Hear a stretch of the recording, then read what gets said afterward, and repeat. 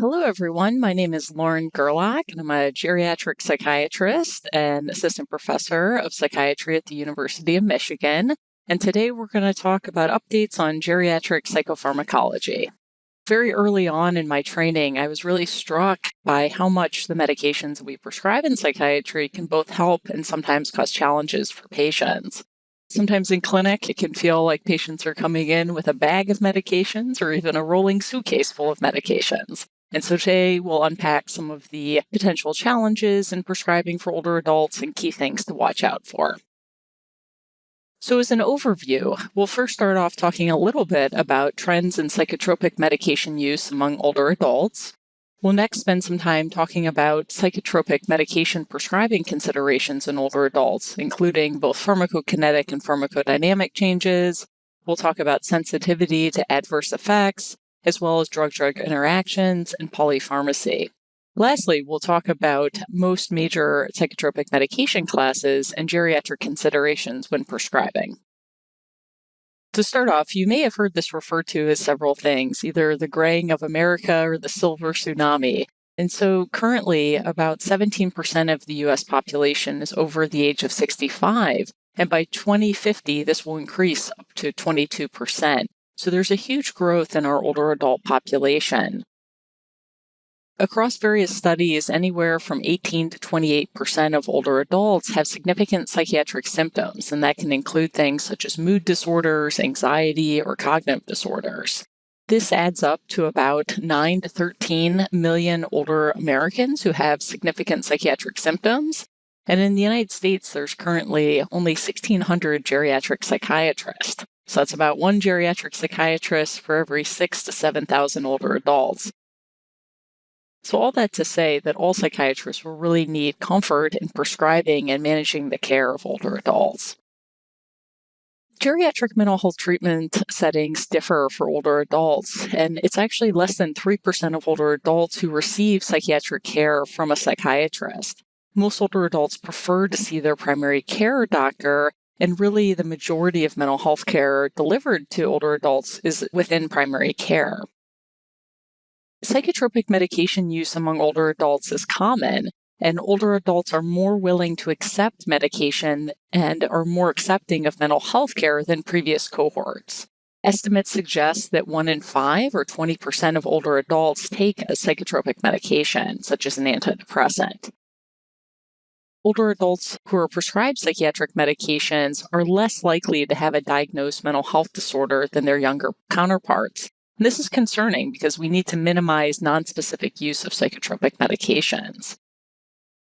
So we'll talk a little bit about psychotropic pharmacoepidemiology, so trends in psychotropic medication prescribing.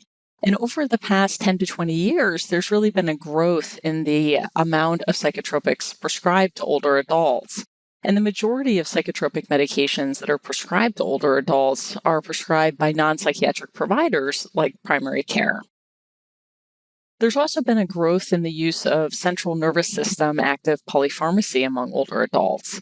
And central nervous system polypharmacy, or CNS polypharmacy, is really defined by the Beers criteria, which is a list of potentially inappropriate medications to older adults, which is compiled and updated every several years by the American Geriatric Society. And that CNS polypharmacy measure is really defined as 3 or more medications, including pretty much all of the medications that we prescribe in psychiatry, including antidepressants, antipsychotics, antiepileptics, benzodiazepines, as well as other sedative hypnotics and opioids. And studies have found that use of the CNS polypharmacy has more than doubled for older adults within the past decade. And really what's contributing most to this growth of polypharmacy is benzodiazepine and opioid co-prescribing, which is really concerning given the increased risk of respiratory suppression and poor outcomes with use of both of these medications together. This graph here shows the increase in polypharmacy prescribing over time and shows increased growth of use of multiple medication classes together. We also know that there's high rates of psychotropic use among patients with dementia. What we've seen is that over time, while there's been some decline in antipsychotic prescribing following the Centers for Medicare and Medicaid Services national partnership to try to reduce antipsychotic prescribing in nursing homes. However, this has really been coupled with compensatory increases in other medication classes, such as increased use of mood stabilizers like gabapentinoids and valproic acid. Additionally, there's been studies to show growth in sedating antidepressant use, such as mirtazapine or trazodone. Recent studies in pharmacoepidemiology have also started to understand some of the factors that predict psychotropic medication use and prescribing. Studies that have been done looking at benzodiazepine prescribing to older adults have found that race, size of the initial supply, and the prescription are really two of the strongest predictors of who receives these medications. So non-Hispanic white women are highly more likely than other racial and ethnic groups to receive these medications, suggesting some racial biases in prescribing practices. Also, studies have found that the initial size or days supplied in that initial prescription of benzodiazepines is one of the strongest predictors of who stays on these medications long term. There's also studies to show that the specific provider that a patient sees, whether a primary care provider or psychiatrist, the intensity of prescribing for that provider is strongly predictive of who receives these medications. We've also seen regional variations in medication prescribing, such as benzodiazepines. The prescribing is concentrated in certain regions of the United States, and some of this has been associated with regions that have lower education, higher unemployment, and lower median household income. And so that raises the concern about prescribing of medications to potentially medicate distress. Obviously, a lot of this prescribing does happen with clinical need, and there are patient populations who very much benefit from use of these medications. But important to think about some of the non-clinical factors that research has shown can drive some of this prescribing. So the key points for this section: with the aging of the U.S. populations, really all psychiatrists will need comfort in treating older adults. Older adults are more accepting of mental health treatment and psychotropic medication use than previous generations. And roughly 1 in 5 or 20% of older adults are prescribed a psychotropic medication. Use of psychotropic medications among older adults is growing, and both clinical and non-clinical factors predict their use.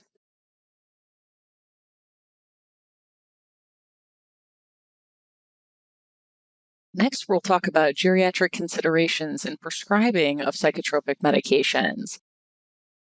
Pharmacologic interventions in late life really require special care, and it's important to recognize that older adults are susceptible to drug-induced adverse events.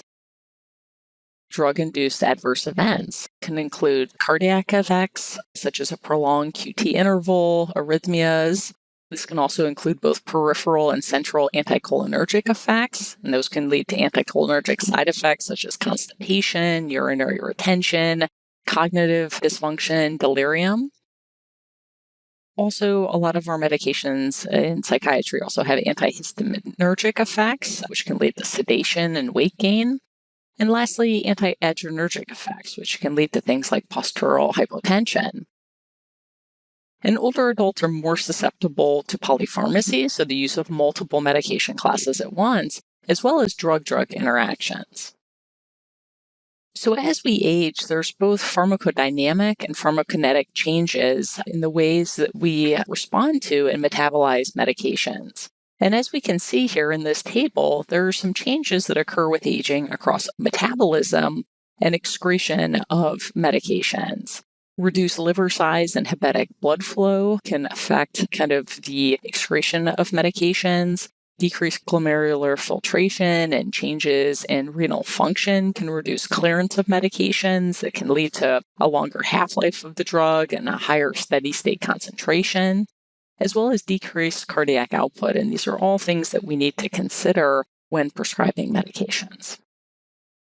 In light of these changes, we often want to be aware of the drug metabolism, and will typically avoid medications which have very long half-life and increased risk of drug-drug interactions. An example of that might be fluoxetine, whereas fluoxetine might be an antidepressant that we might think about using very commonly in a younger adult, In older adults, we have to be aware of both kind of potential drug-drug interactions through the cytochrome P450 system, as well as very long half-lives. We also need to be aware of medical conditions that might influence drug clearance, such as kidney failure, which can have an impact on selecting certain medications. For instance, in the case of lithium, or thinking about gabapentinoids and potential clearance of these medications. There's also changes in the sensitivity to central nervous system active drugs for older adults, and some of this might be due to neuronal changes. There's some thought that there's a greater sensitivity to the D2 or dopamine 2 antagonists and antimuscarinic agents, so that older adults are more sensitive to these side effects. That might show up in terms of extrapyramidal side effects or in terms of anticholinergic side effects. There's also some thought that there might be decreases in the endogenous neurotransmitters, which might make people more sensitive to some of these side effects. And it's important to remember that mild adverse drug reactions can turn serious quickly for older adults. And so some examples of that would be thinking about decreased seizure threshold with bupropion or clozapine, as well as dose-related extrapyramidal symptoms.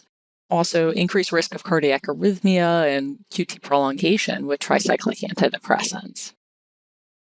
So key points for this section. So older adults are susceptible to drug-induced adverse events, polypharmacy, and drug-drug interactions. As we age, there are changes in medication absorption, distribution, metabolism, and excretion that we need to think about when selecting medications for older adults. Lastly, it's important to remember that mild adverse drug reactions can turn serious quickly for older adults.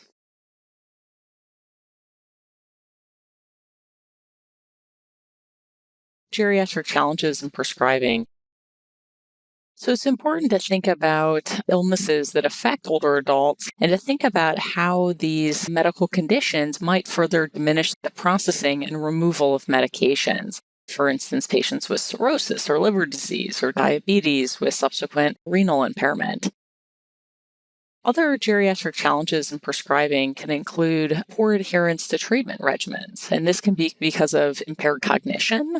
This can be due to confusing drug regimens or lack of motivation or insight into the need to use treatment. And so setting up things like pillboxes, encouraging family to be involved in administration and helping to set up pillboxes can be important.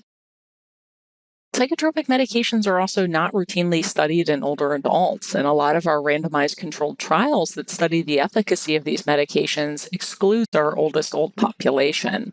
And inappropriate prescribing can really increase potential bad outcomes for older adults. And the prevalence of potentially inappropriate medication use in older adults ranges anywhere from 20 to 60%, depending on the healthcare setting and study.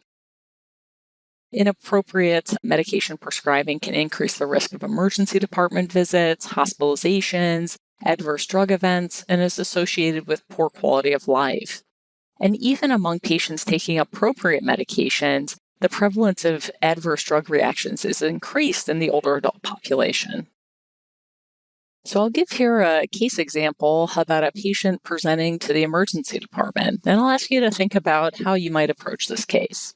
So Mrs. M is a 67-year-old woman who's brought into the emergency department by her daughter. The patient herself complains of fatigue, amotivation, anxiety, and difficulty with memory. And her symptoms are currently making it difficult for her to perform her daily activities. There's been some instances where she's gotten lost while driving, and she admits that she might be mixing up a few of her medications. Her past medical history is reviewed and significant for unsteady gait, fibromyalgia, hypothyroidism, GERD, asthma, anxiety, depression, type 2 diabetes, and constipation. Her daughter is concerned that her mom has been more depressed and confused. Her daughter worries about a possible dementia diagnosis. So as part of your evaluation, you do a thorough review of her current medications. And so looking across the different drug classes, are there some areas that there might be duplications? Are there some drug-drug interactions or medications that have specific side effects that you might be particularly concerned about? So we'll come back to this case a little bit later. Doing a thorough medication reconciliation is key to avoiding and addressing medication-related harms. Looking to really remove medications in addition to just starting them. And so thinking about areas where there's potentials to reduce polypharmacy as well as to minimize potential side effects to older adults. So the key points for this section: prescribing of psychotropic medications to older adults can be complicated by poor adherence to treatment regimens due to either impaired cognition, confusing drug regimens, or a lack of motivation or insight. Inappropriate prescribing increases the potential for bad outcomes for patients, including increased risk of emergency department visits, hospitalizations, adverse drug events, and poor quality of life. And doing a thorough medication reconciliation is key to avoiding and addressing medication-related harms.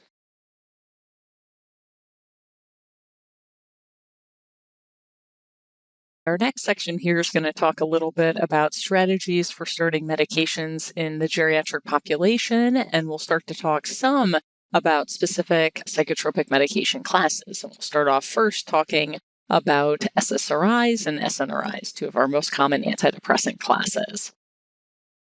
So the common mantra of geriatric prescribing is start low, go slow, don't stop, and be patient. And what that means is generally we start low, meaning that the starting dose of typical psychotropics are going to be about a quarter to half of the usual starting dose of that for younger adults.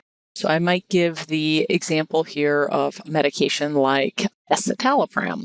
So in a general adult, folks might at times start a dose of 5 milligrams, and in an older adult, we're generally going to start with 2.5 milligrams and then titrate upwards. The next is go slow. So we really want to be cautious and slow with these increases in medication dose and make sure to increase them on a regular interval. The other important thing is don't stop. And so even though older adults might be more sensitive to some of the medication side effects, many will still need roughly the same therapeutic dose range as younger adults. So make sure to continue to titrate up to effectiveness and don't be afraid to get people to a therapeutic dose. And lastly, be patient, especially in the setting of antidepressants. These medications can really take upwards to 8 to 12 weeks to be fully effective.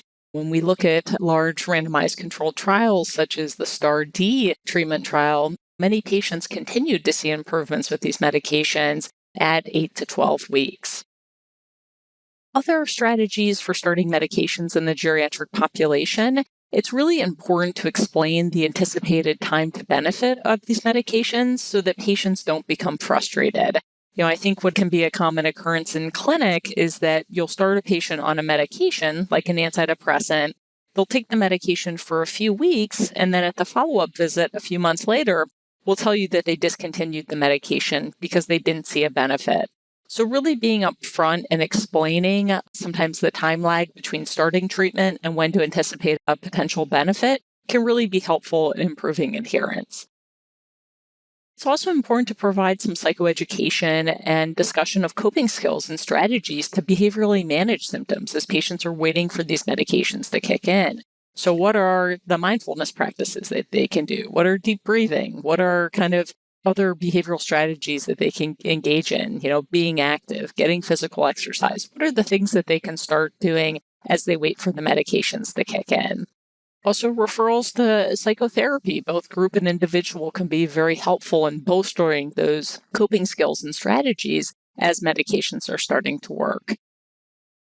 In general, for older adults, I'm rarely using other medications such as benzodiazepine, hydroxyzine, or gabapentinoids to bridge patients until antidepressants start working unless absolutely necessary. However, some notable exceptions to that: if patients have a severe psychotic or anxious depression, sometimes these medications are necessary to help bridge until antidepressants are effective. So let's start diving into some of the major psychotropic medication classes, and we'll start first with antidepressants. So the first group that we'll talk about are the SSRIs, or the selective serotonin reuptake inhibitors. And these medications really work by blocking reuptake of serotonin. In general, these medications are first-line treatment for depression and anxiety. These medications are generally safer in overdose than other antidepressant medication classes. And some common side effects to think about in general, and in particular with older adults. So GI or gastrointestinal side effects such as nausea, diarrhea, upset stomach, these symptoms are going to be the most common that we see with this medication class. Generally, I will tell folks to take these medications with food. Oftentimes, these side effects can be transient. Headaches can be another common side effect that patients can experience, as well as sexual side effects. And I think sometimes there's a stigma amongst older adults that sexual health isn't as important. It's always important to ask about it at follow-up, as some folks might not feel comfortable kind of endorsing these symptoms. We sometimes talk about this early activation syndrome or a slight increase in anxiety when first starting the medication. Often that can be transient. Hyponatremia is another side effect that we think about, especially in older adults. In general, I will only check sodium levels in patients with known hyponatremia or patients who become confused after starting an antidepressant. I will generally look back and I like to see at least some measure of kind of a basic or comprehensive metabolic panel within the last year to make sure that folks have a normal sodium level. It's also important to know that SSRIs all have antiplatelet effects. So these medications can act synergistically with other medications that increase bleeding risk. So for instance, if patients are on nonsteroidals, aspirin, or warfarin. And so for patients who are on warfarin, it's very important to let their primary care doctor or anticoagulation clinic know, as it may change the frequency needed for their blood monitoring. There's also some effects on bone metabolism and an increased risk of falls that's been associated with antidepressants in general. This risk really tends to be most around when patients are first started on a medication, as well as when there's dose adjustments. Sometimes patients can say that they feel a little bit tired or they have some insomnia when starting treatment, and also weight gain, although that tends to be a relatively small amount of weight per year. And doing behavioral strategies like exercise, kind of diet, those things can help mitigate some of those side effects. Sertraline, citalopram, and escitalopram are probably the three most common antidepressants prescribed to older adults for depression and anxiety. Sertraline is often used as kind of a first-line treatment. Generally, we'll be starting older adults at a dose of 12.5 or 25 milligrams, and then move upwards to kind of titrate and reach an effective dose. Citalopram used to be the most widely prescribed antidepressant in the United States. However, in 2011, there was an FDA warning that specifically came out regarding citalopram, and that showed that high doses of citalopram was associated with a dose-dependent increase in the QT interval. Following that time, a lot of prescribers stopped prescribing citalopram first line. It has very limited drug-drug interactions and can be a very safe medication. The FDA warning said that for general adults, the maximum dose should be 40 milligrams, and for older adults, the maximum dose of citalopram should be 20 milligrams. This was a medication that previously was being used in much higher dose ranges, like 60, 80, 120 milligrams. So that really limited the dose escalation. The FDA also recommended periodic EKG monitoring. Escitalopram is just the enantiomer of citalopram, and interestingly enough, did not get tagged with the FDA warning for QT prolongation in the United States. However, it did so in Europe and in Canada. This medication can also cause dose-dependent increases in the QT interval, but at a lesser degree than citalopram. Again, for patients starting on escitalopram, just given the QT prolonging potential, I generally recommend a baseline EKG if they haven't had one done in the last 1 to 2 years. And if I'm increasing above 20 milligrams, I will generally check an EKG as well, just to make sure. So paroxetine, this is an antidepressant that we really avoid using in older adults. And the reason for that is that paroxetine is the most anticholinergic of the SSRIs. And so how we talked about earlier, anticholinergic medications can really have significant side effects for older adults. So they can be associated with dry mouth, constipation, urinary retention, as well as confusion.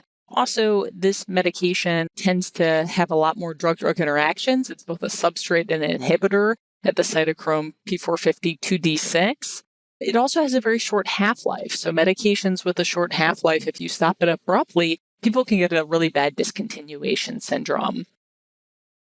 All that to say, if I have a patient who's maintained on paroxetine, they're doing very well, it's been very effective for their depression and anxiety.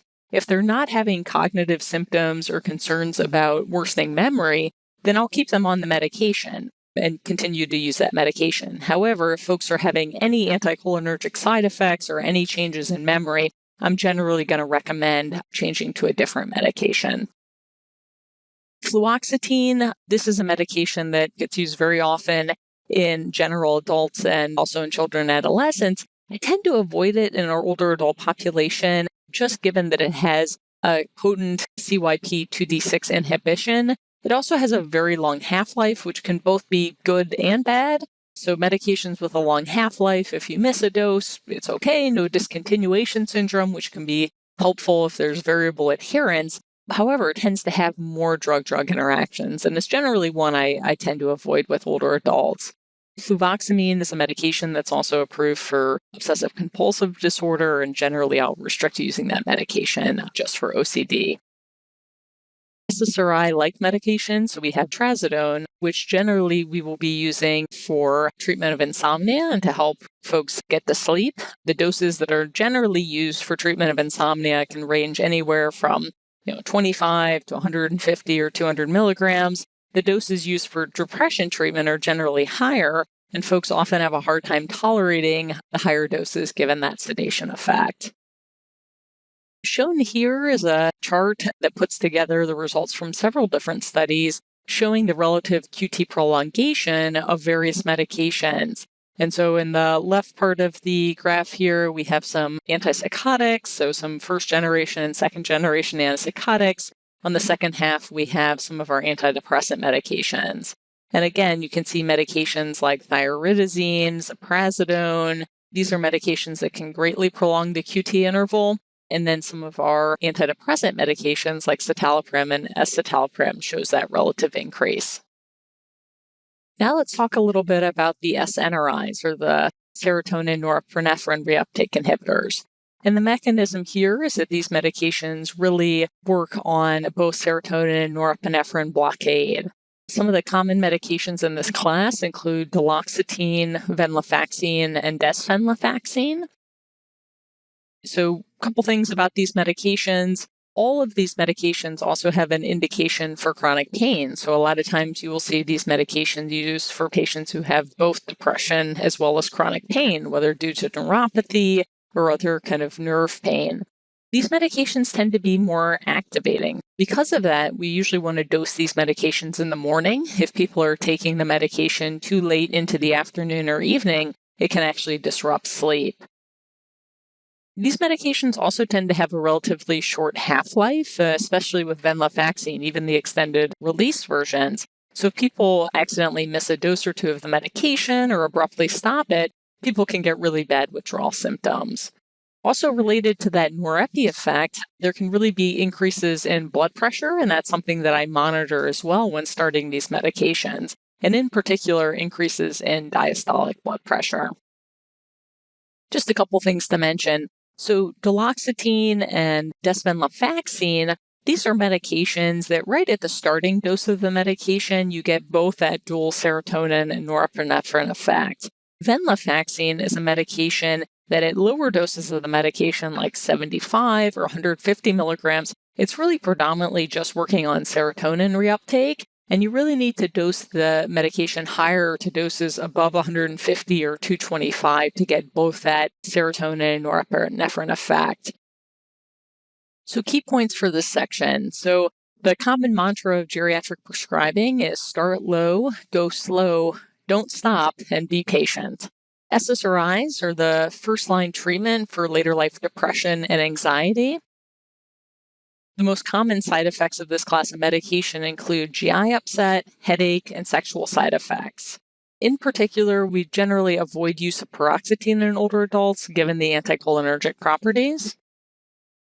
SNRIs have indications for treatment of chronic pain as well as depression and anxiety. Common side effects include activation, increase in blood pressure, and withdrawal symptoms when medications are stopped abruptly.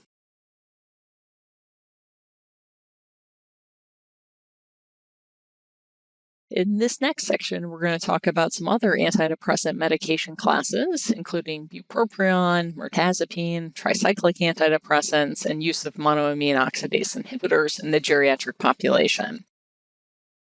So to start off, bupropion. So bupropion is a medication that really works by a unique mechanism where it predominantly works on norepinephrine as well as dopamine. This is one of our few antidepressants that really doesn't have much serotonergic effect. Some of the benefits of this medication is that it tends to have fewer sexual side effects and less weight gain than other antidepressant classes, which can be very helpful in encouraging adherence. Important side effects to remember. So use of this class of medications is associated with an increased risk of seizures, and it can lower the seizure threshold. And so patients who are at risk for increased seizures, so folks who have a history of seizures in the past, individuals who have electrolyte abnormalities, folks who have space-occupying masses, this is a class that you really want to avoid use of this medication. This tends to be a little bit more activating of a antidepressant. So norepinephrine and dopamine are stimulating neurotransmitters. So for patients who have kind of an apathetic, low motivation, kind of anergic depression, this medication can be helpful in providing some increase in energy and stimulation. Related to that, sometimes patients can find it to be a little too activating, and they can find that it increases anxiety. Some folks might experience some insomnia with this medication, especially if it's taken too late into the day.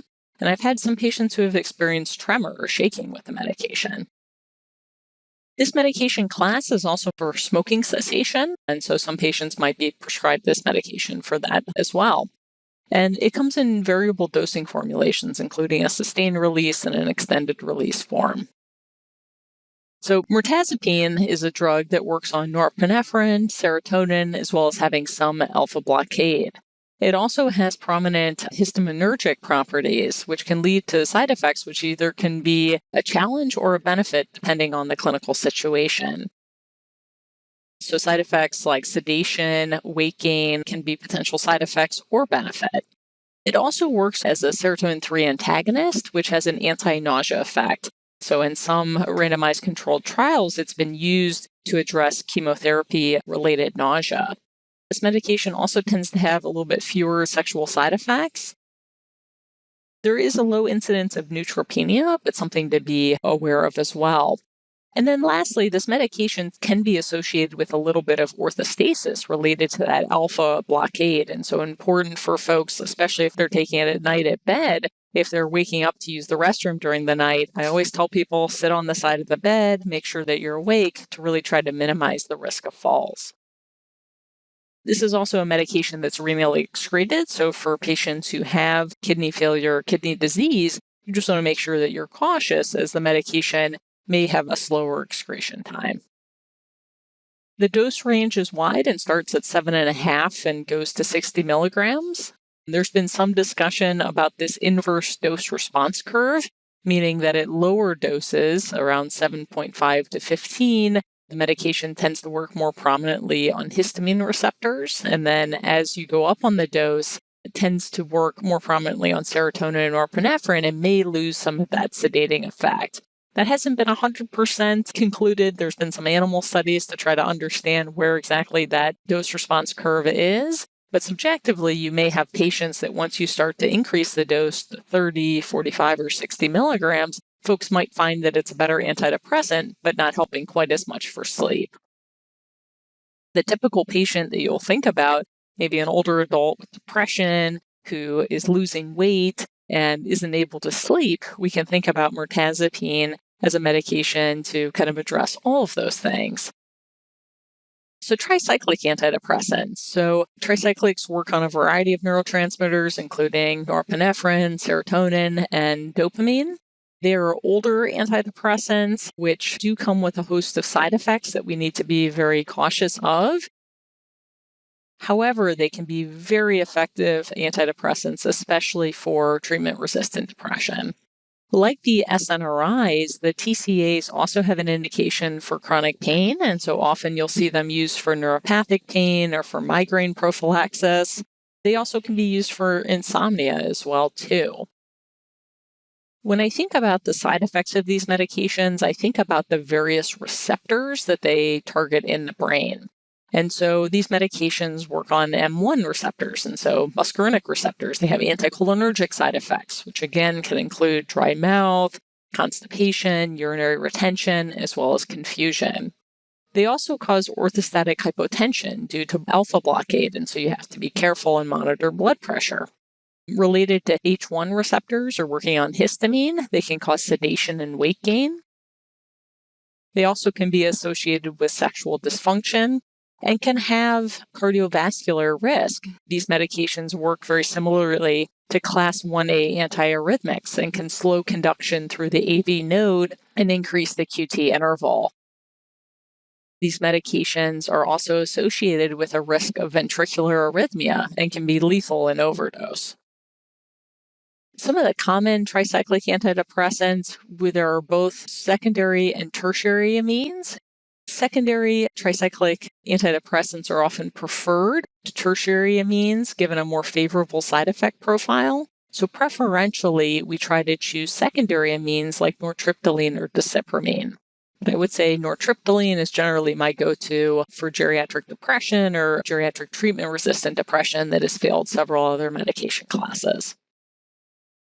One really nice thing about nortriptyline or desipramine is there really are only two antidepressants that have a therapeutic blood level that we can check to look for adherence, but then also to let us know if folks are kind of in that preferred dose range. And kind of a general treatment level for nortriptyline is going to be around 100. These are medications that will generally start low and gradually titrate up and then check a level. Chloripramine is a tricyclic antidepressant that's often used for treatment-resistant obsessive-compulsive disorder. It tends to be a little bit more serotonergic than some of the other TCAs. The last thing I'll mention about this is that before starting a tricyclic, I always check a baseline EKG. So if someone hasn't had an EKG done within the last year, I'll always want to assess what their QT interval is, just since these medications definitely can be associated with QT prolongation. Lastly, let's talk about the monoamine oxidase inhibitors. So MAOIs are very old medications, but again, can be very effective for treatment-resistant depression, even for patients who have failed treatment courses with electroconvulsive therapy. Some of the most common MAOIs are selegiline, which comes in a transdermal patch, tranylcypromine, or phenelzine. These medications are rarely used, but they can be very helpful in some patients with hard-to-treat depression. So these medications can block the breakdown of monoamines, and so things like dopamine, norepinephrine, serotonin. And so when folks are prescribed other medications that contain serotonergic properties, they can be at high risk for serotonin syndrome. And so that can include other psychotropics like use of other antidepressants, second-generation antipsychotics that have a lot of serotonergic properties, as well as medical medications. So if you think about kind of tramadol, meperidine, dextromethorphan, these are all medications that have serotonergic properties. So all that to say, it's really important to do a thorough medication reconciliation and use your kind of favorite drug interaction checker to make sure that there's no potential drug-drug interactions. When switching a patient to a monoamine oxidase inhibitor, generally we'll talk about a 2-week washout period where we stop their other antidepressant before starting this medication to avoid potential serotonin syndrome.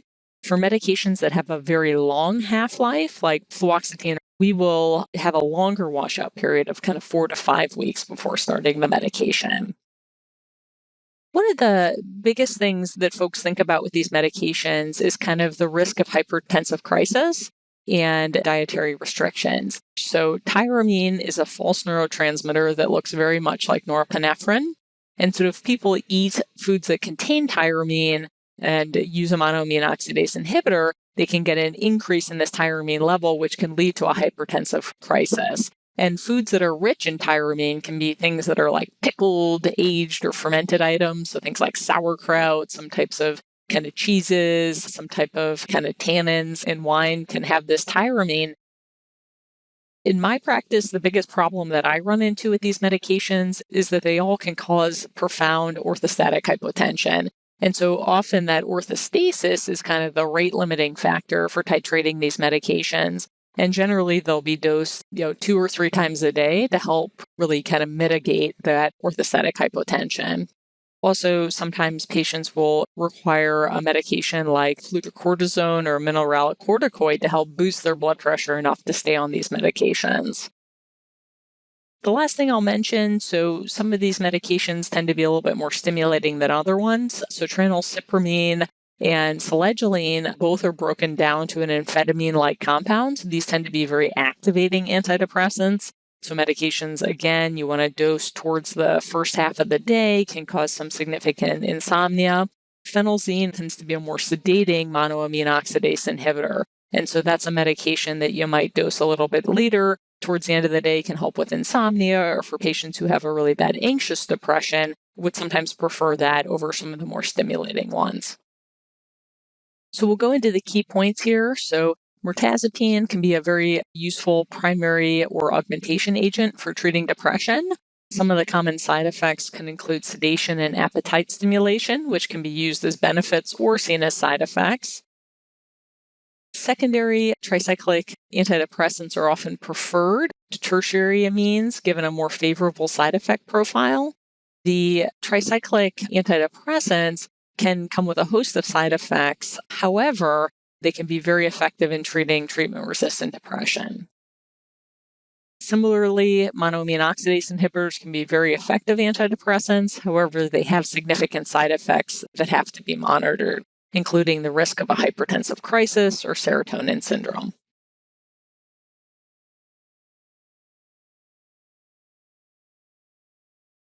Next, we'll talk about augmenting agents for depression, as well as electroconvulsive therapy in the geriatric population. So some common augmentation strategies can include lithium, T3, stimulants, buspirone, and atypical antipsychotics. And so lithium can be safe in older adults. However, it is important to watch for specific side effects, as well as dehydration, drug interactions, and toxicity at even normal or low doses. It is important to be aware of any potential renal impairment, as the medication is renally cleared. Kind of the lithium level that we're generally shooting for when using it as an augmentation strategy for depression is going to be lower than it would be in treating bipolar disorder. So maybe shooting for a lithium level around 0.2 to 0.4. Currently, there's no studies looking at thyroid hormone as an augmentation strategy in older adults. However, this medication sometimes will be used. I generally recommend involving the patient's primary care doctor, as the use of T3 will change their thyroid function test.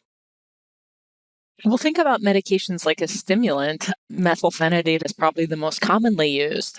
In general, I'll think about this class of medications for patients with an apathetic, low motivation, or anergic depression can be helpful in providing some more energy and motivation. It can also be helpful in rehab or, for instance, in palliative care or hospice when the time to benefit of an antidepressant might be very long. Stimulants will generally have a relatively rapid effect. Buspirone is a non-benzodiazepine anxiolytic, which can sometimes be used as an augmentation strategy. We'll also think about use of atypical antipsychotics, such as aripiprazole or quetiapine. And we'll talk more about these medication classes later when we go through the antipsychotics. Electroconvulsive therapy, or ECT, is a safe, effective, and rapid treatment for depression and mania. The mortality rate with this treatment is generally 1 in 10,000 and tends to be due to cardiac complications. It can have upwards to an 85% response rate, which is much greater than any of our other medication classes. The indications for ECT in older adults would include failure of other medication classes, an intolerance of medications, or for patients with severe illness who can't wait for a medication trial, such as those with acute suicidality or catatonia, or psychotic depression. In general, we might think about making some alterations to ECT to help patients who maybe have cognitive impairment or cognitive disorders. So we might think about doing things such as a right unilateral electrode placement versus bilateral to help mitigate some of those cognitive concerns. And this can be safely done in older patients. The record here at University of Michigan is a patient who was 97 years old. RTMS, there's been an increased growth in its use for use of depression. There's some evidence that RTMS may not be as effective for older adults. There's some thought that as there's shrinkage of the brain and the cortex, the magnetic coils may not penetrate deep enough to be as effective as it is for younger cohorts. So key points here. There are various strategies for augmentation for treatment-resistant depression. However, many of these medication classes have not specifically been studied in older adults. And it's really important for randomized controlled trials to include all age ranges.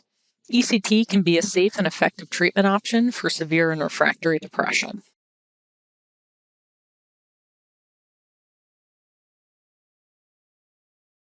Next, we'll talk about considerations for prescribing mood stabilizers and antiepileptics in the geriatric population.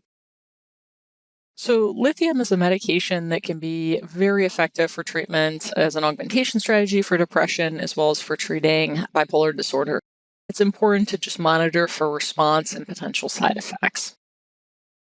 With age, there are related reductions in renal clearance, and we need to be very cautious about checking blood levels and monitoring renal function for older adults. Additionally, there's decreased total body water, as well as medical comorbidities such as dehydration, heart failure, hyponatremia, impaired renal function that need to be considered.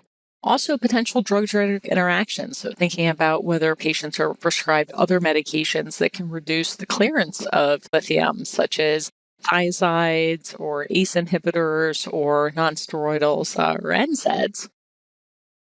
And it's important to watch for toxicity at normal or low doses. Older adults can be more sensitive to the central nervous system effects of lithium and experience side effects at lower lithium levels. Some people have hypothesized that that might be due to increased permeability of the blood-brain barrier as we age.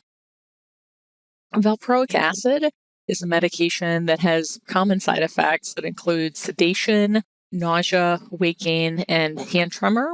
Some more concerning side effects would include thrombocytopenia, pancreatitis, and increased liver function tests. It's important to have monitoring not only of the blood levels of valproic acid, as well as to periodically monitor platelets, as well as liver function tests. In patients with low albumin, valproic acid binding is typically reduced to plasma proteins.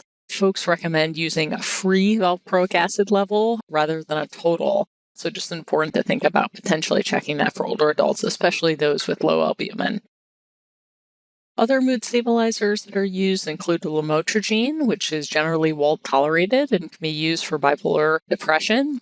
The severe side effect that we worry about with lamotrigine is Stevens-Johnson syndrome, so being very cautious and tapering up and going up on the dose of the medication. Also, valproic acid can increase lamotrigine concentrations, so just being very careful if you're using these medications together. Additionally, carbamazepine is a medication that can also be used as a mood stabilizer and can cause sedation, nausea, dizziness, as well as some other side effects, including agranulocytosis and hyponatremia. Carbamazepine has a lot of drug-drug interactions and actually auto-induces its own metabolism. When it's used with lamotrigine, it can actually reduce lamotrigine concentration. So always important to think about potential interactions when combining that medication with other classes. Gabapentinoids, such as pregabalin and gabapentin, are increasingly used off-label for sleep, anxiety, and behavioral disturbances in dementia. They also have an indication for neuropathic pain and seizures as well.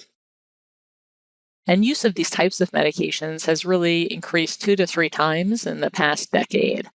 However, this is really despite very limited randomized controlled trials that show evidence to demonstrate benefit. There are some side effects to be aware of. Sedation, decreased clearance and renal impairment, as well as abuse potential are important to note with these medications.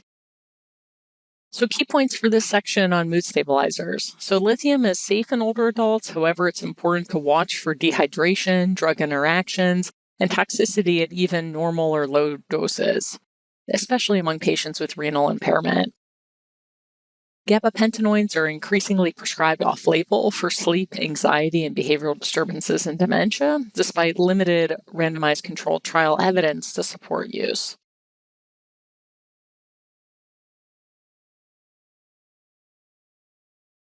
Next, we're going to talk about use of atypical and typical antipsychotics in the geriatric population. And so antipsychotics have a host of side effects, and when I think about potential side effects to older adults, I'll generally think about the various receptors that they work on. So related to D2 or dopamine blockade, these medications can cause pseudo-Parkinsonism or extrapyramidal side effects, which can include things like gait disturbance, motor stiffness, or tremor. These medications are also associated with akathisia and an increased risk of tardive dyskinesia. Antipsychotics also cause some alpha blockade, which can lead to orthostatic hypotension, so being important to monitor blood pressure and orthostatics. They also work on muscarinic receptors, which can lead to anticholinergic side effects, as well as cause QT prolongation and increased risk of arrhythmia.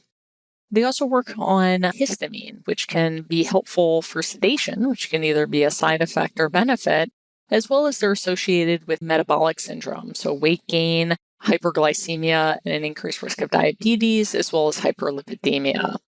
And lastly, these medications can also be associated with hyponatremia, and so important to think about if folks have a history of hyponatremia in the past. Showing here is a graph that was adapted from a study that shows the cumulative incidence of tardive dyskinesia with conventional or typical antipsychotics.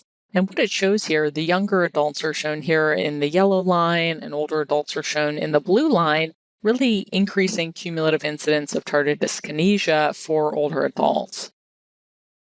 As we've talked about before, the same kind of basic tenets of prescribing hold with antipsychotics, meaning start low, go slow, but don't stop. And so the starting doses of these medications are generally going to be about a quarter to half the typical starting dose for a general adult. Antipsychotics are often also used to treat behavioral disturbances in dementia, and many of you are probably aware of the black box warning from the FDA regarding increased mortality associated with the use of atypical and typical antipsychotics for treatment of behavioral disturbances in dementia. And this data is really based off of an analysis of 15 and 17 placebo-controlled trials that showed a 1.6 to 1.7-fold increase in mortality with use of these medications. The antipsychotics can be very helpful for some patients who have behavioral disturbances with dementia, including psychosis, with a risk to self or others, and in treating agitation. However, we do need to kind of weigh that against some of the severe side effects, including increased risk of death. And the cause of mortality from antipsychotic use in dementia is generally thought to be cardiovascular, so like a ventricular arrhythmia, cerebrovascular, like a stroke, or a sedation causing an aspiration event. Related to the mortality risk, there's been various studies done to look at the mortality impact with the use of these medications. The graph here is showing a survival curve from a study done by Helen Kales in the American Journal of Psychiatry, which shows the survival probability with use of many of these medications. The purple line with the steepest slope is haloperidol and basically shows that there's increased risk of death when using haloperidol in patients with dementia.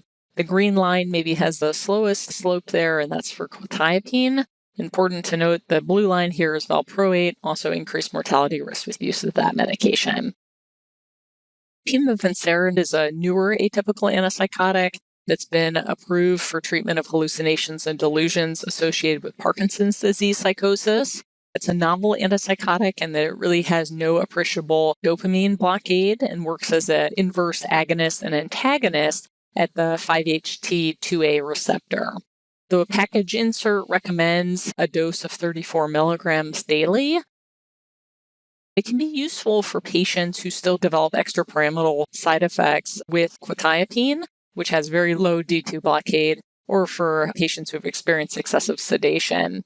The medication still carries a black box warning for increased mortality in dementia and still also causes QT prolongation. And some of the common side effects listed in the package insert include GI side effects, peripheral edema, as well as confusion. So key points for antipsychotics. So be cautious of antipsychotic side effects, including orthostasis, extrapyramidal symptoms, anticholinergic side effects, sedation, metabolic side effects, and QT prolongation. Antipsychotics are also associated with a 1.6 to 1.7-fold increase in mortality when used to treat dementia-related psychosis. And lastly, pimavanserin is a novel antipsychotic that's indicated for treatment of dementia-related psychosis associated with Parkinson's disease. However, this medication still carries the same black box warning for increased mortality.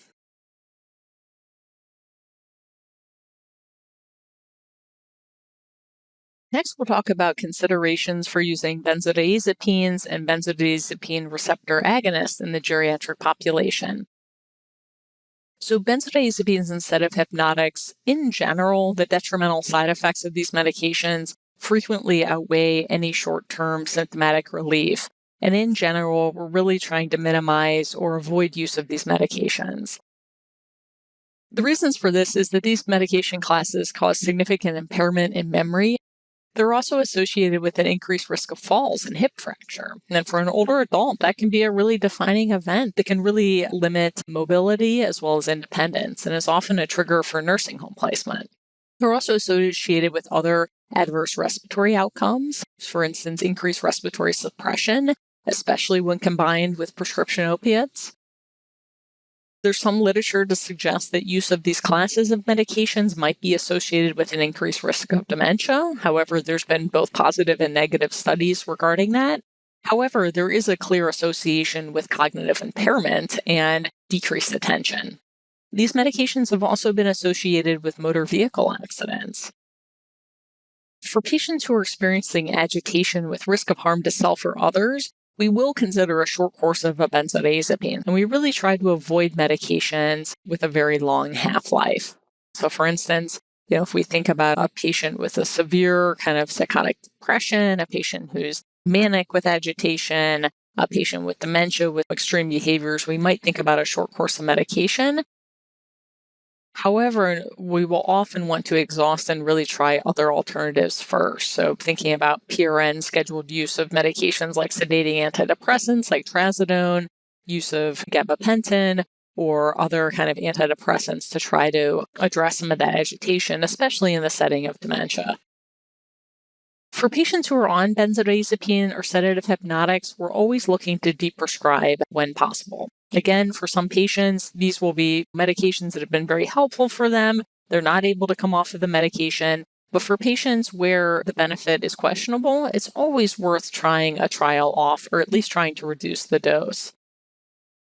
I've included here a couple different resources that can be helpful in thinking about deprescribing. The Empower brochures, which come out of Canada, can be very helpful brochures that you can provide to patients that help provide some education about the potential risks of these drug classes and provide a structured tapering off program. So I would encourage folks to take a look at that. Also, deprescribing.org is an organization that really provides some helpful patient-facing information about discussing the risks of these medication classes, as well as tapering suggestions. So key points here. So the detrimental effects of benzodiazepines and sedative hypnotics frequently outweigh any short-term symptomatic relief. These medications can be used as a rescue medication for acute agitation, but in general, we're trying to avoid their long-term use. Lastly, structured tapering programs can help patients safely and comfortably discontinue medications.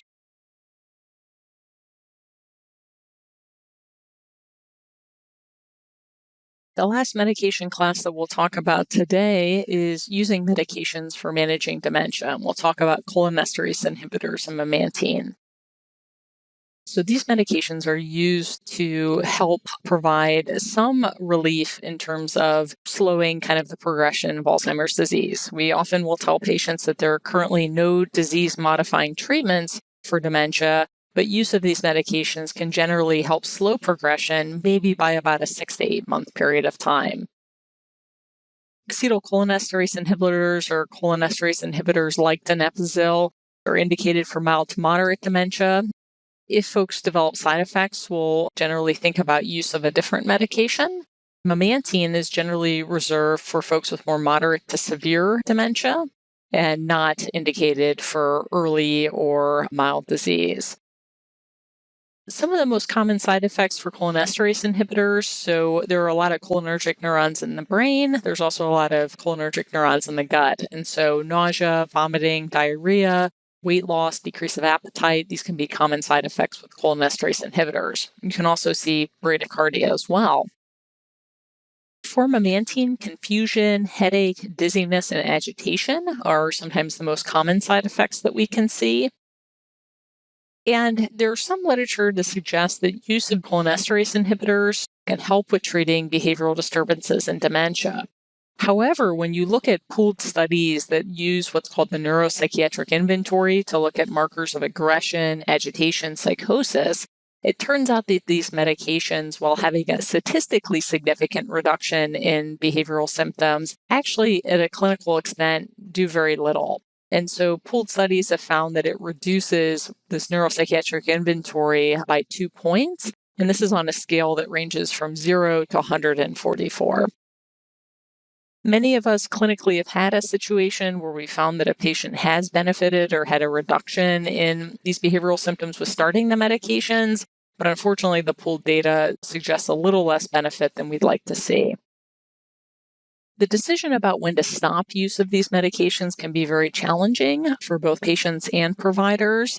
In general, we recommend cessation of treatment in severe or end-stage disease when there's an inability to respond to the environment, a dependence in most activities of daily living, and/or for patients with limited life expectancy. It's generally a situation that we'll think about deprescribing or stopping these medications. And that really involves a discussion with the patient's family to talk about kind of the time at which we think that these medications may not be helping and may be further contributing to kind of an increased pill burden for patients. So key points here. So cholinesterase inhibitors are indicated for mild to moderate dementia, and the main side effects include nausea, vomiting, and diarrhea. Also want to look for weight loss and decrease of appetite. Memantine is indicated for more moderate to severe dementia, and the main side effects include confusion, headaches, dizziness, and aggression. In general, we recommend cessation of treatment in severe or end-stage disease when there's an inability to respond to the environment, a dependence in most activities of daily living, and/or for patients with limited life expectancy.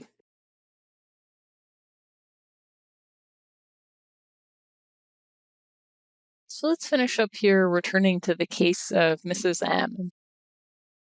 Just to refresh your memory, this is a 67-year-old woman who's brought to the emergency department by her daughter. The patient herself has been complaining of some fatigue, amotivation, and difficulty with memory.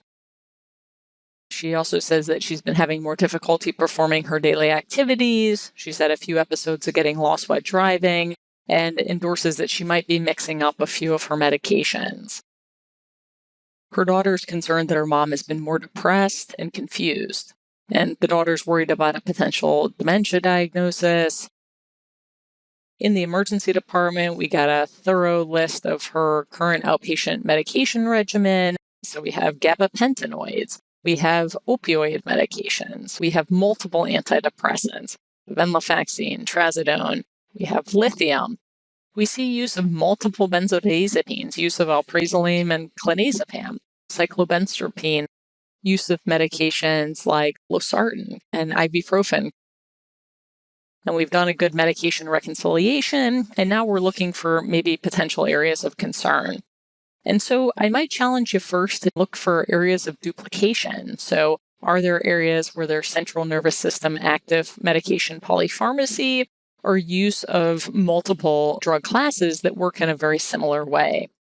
I would also encourage you to look for potential drug-drug interactions. Are there certain medications that have a high propensity for potentially interacting in a negative way or affect the clearance or metabolism of certain medications? I'll also ask you to look for medications that might have an increased risk of side effects in older adults.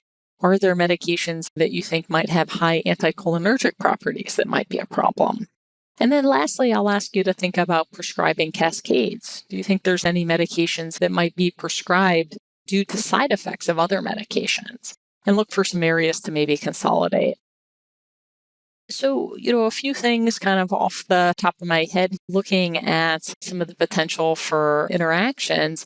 If we look at CNS polypharmacy, we can see multiple medications that work across multiple classes. So we have gabapentinoids, we have opioid medications, we have multiple antidepressants, venlafaxine, trazodone, we have lithium. So we can see a variety of different medications here. We can also see certain medications that might be prone to side effects that are not ideal in older adults. So cyclobenzaprine, which is a muscle relaxer, also has some anticholinergic properties. So those could be potentially causing some of these side effects. We see use of multiple benzodiazepines, use of alprazolam and clonazepam. Unclear why the patient would need both of these medications, thinking about consolidating. And then also potential drug interactions. Use of medications like losartan and ibuprofen can interact with lithium dosing and clearance. And so a lot of the side effects that we're seeing might be due to some side effects of some of these medications. So thinking about ways to consolidate, are there ways that we could potentially consolidate the antidepressant medications that they're on? Are there ways that we can consolidate benzodiazepines? Are there ways that we can remove medications that might interact with other drug classes like lithium? And then lastly, it sounds like there's some mixing up of medication dosing. How can we ensure that family provides some increased oversight in helping to manage these medications and start to think about a deprescribing plan? So key points for this section. So a thorough medication reconciliation can help identify and prevent medication-related adverse events. In general, it's important to look for areas of duplication, polypharmacy, potential drug-drug interactions, medications that have a high side effect potential in older adults, as well as trying to identify and avoid prescribing cascades. And deprescribing can be safely achieved among patients.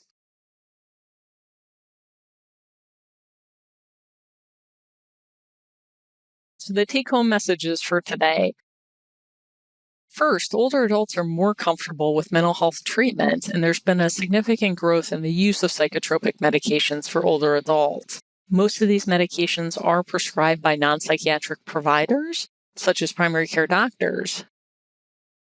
However, all psychiatrists will need comfort with treating older adults given growth in this population.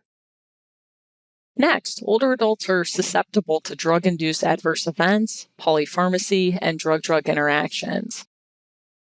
A careful medication reconciliation is needed to identify and address potential prescribing problems. The general tenets of prescribing to older adults is start low, go slow, don't stop, and be patient. It's important to counsel patients about the length of time that it will take for them to see potential treatment and improvement from these medications. Next, side effect profiles of major psychotropic medication classes need to be considered when prescribing to older adults. Many of these medications can be used safely, however, require close monitoring and an assessment of patients' underlying physical health conditions. Lastly, deprescribing is equally important as prescribing to geriatric psychopharmacology. There are several structured tapering programs that can help patients safely and comfortably come off of medications. I want to thank you all for listening today, and I hope that there was some helpful tips on prescribing to geriatric populations that you were able to get from today. Thank you.